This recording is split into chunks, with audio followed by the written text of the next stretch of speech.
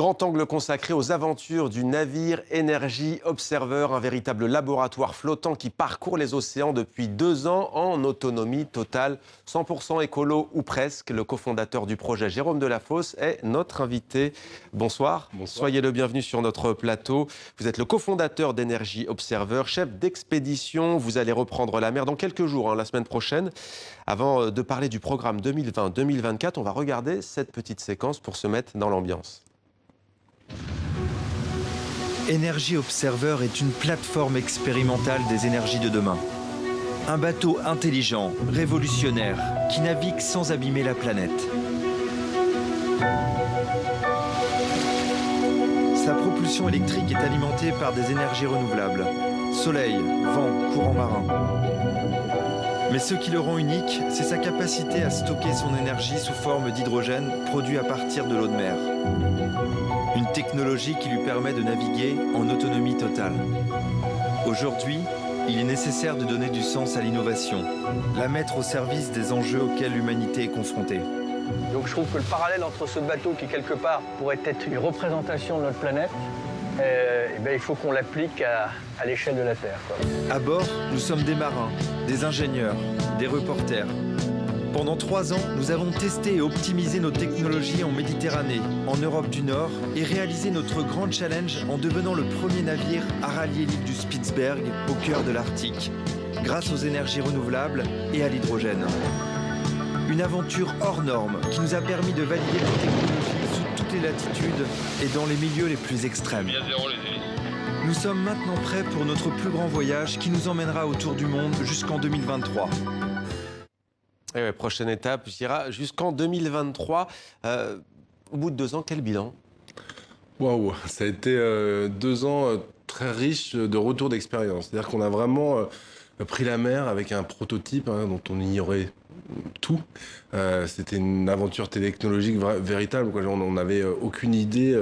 On se doutait que ça allait fonctionner, mais il y a un côté vraiment magique quand on part avec un bateau qui est autonome. C'est-à-dire qu'il y a du soleil, on tourne la clé et c'est parti, quoi. Donc ça a été vraiment 2 ans où on a apprivoisé ce navire.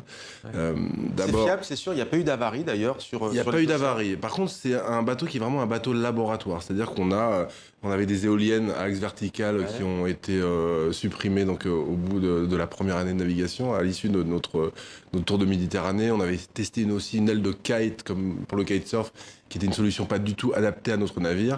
Et voilà, chaque année, on va mettre de nouvelles technologies à bord. Là, maintenant, vous voyez qu'il y a 2 grandes ailes qui sont des ailes d'avion à la verticale. Et puis également, on a aussi doublé la surface de panneaux solaires. Et on vient d'intégrer une pile à combustible Toyota pour la pousser dans ses retranchements. Ça, c'est vraiment la spécificité. Vous dites, il faut tester à peu près toutes les solutions énergétiques innovantes, en fait.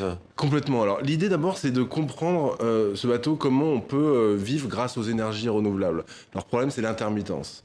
Nous, on n'a pas décidé de faire un bateau solaire ou un bateau éolien ou un bateau hydrogène. On a justement assemblé toutes ces technologies pour les faire travailler ensemble et créer donc un mix énergétique. Donc ce bateau, c'est ce qu'on appelle un smart grid, c'est un navire intelligent qui utilise les énergies quand elles sont disponibles et surtout qui stocke le surplus d'énergie, c'est-à-dire qu'au lieu de perdre tout ce qu'on gagne grâce au soleil quand il fait très beau par exemple, eh bien là on produit notre hydrogène à partir de l'eau de mer. Et qui ne transporte pas de charbon comme autrefois, parce que c'est vrai qu'il y a un peu le mythe du voilier propre à 100%. Voilà, on nous dit souvent oui, mais avant les explorateurs ils partaient, même aujourd'hui les voiliers, ils n'ont pas besoin de tout ça. Mais en réalité, un voilier, je parle de Christophe Colomb déjà dans le passé, Shackleton, quand ils partaient en expédition, ils avaient toujours un bateau suiveur rempli de charbon. Voilà, ça c'est une réalité. Aujourd'hui, les voiliers qui naviguent, ils ont toujours à bord du diesel pour justement chauffer le bateau, alimenter leur électronique.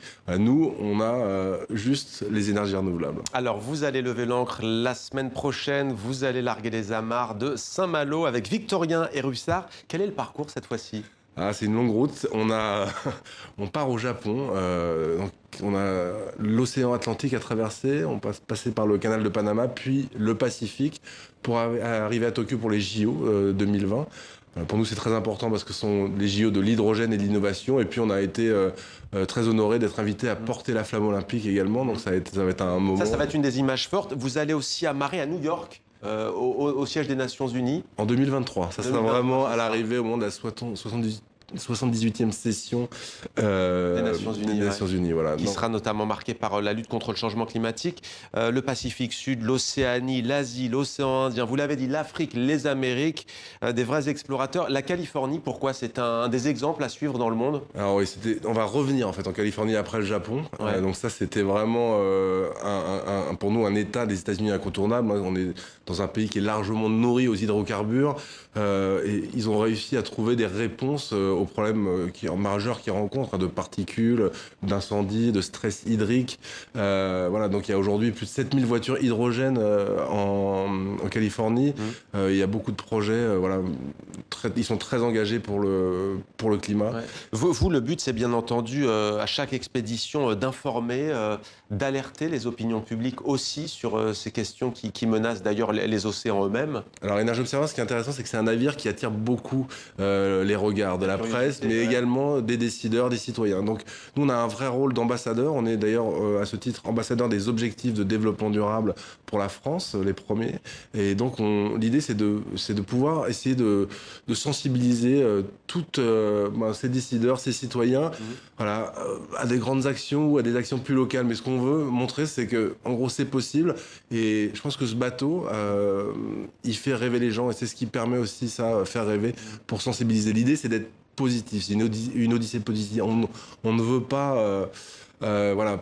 Avoir un discours trop alarmiste non plus pour ne pas décourager, après, même s'il y a des... Ouais. Voilà. Mais qu'avez-vous, vous, justement, vous, en termes de dangers qui guettent les océans? Est-ce que vous avez des informations à nous révéler? Alors, des informations qui, malheureusement, ne sont pas des scoops. On a effectivement, en Méditerranée, été effaré par les quantités de plastique qu'on peut rencontrer.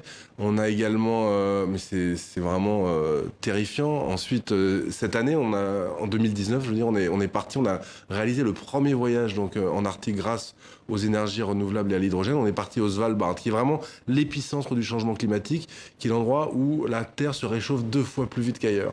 Donc nous, c'est pareil, ça c'est quelque chose qui est connu. On y a été non pas pour faire un constat, mais pour au contraire prouver qu'on peut arriver dans un lieu comme ça avec un bateau comme le nôtre. Voilà, on était très fiers de pouvoir accomplir ce premier challenge. Avant de finir, qu'est-ce qu'on peut vous souhaiter avant de larguer les amarres? Bon soleil. Merci beaucoup, merci d'avoir été avec nous. Il va vous en falloir de l'énergie solaire. Merci à vous d'avoir répondu à nos questions sur cette fabuleuse aventure.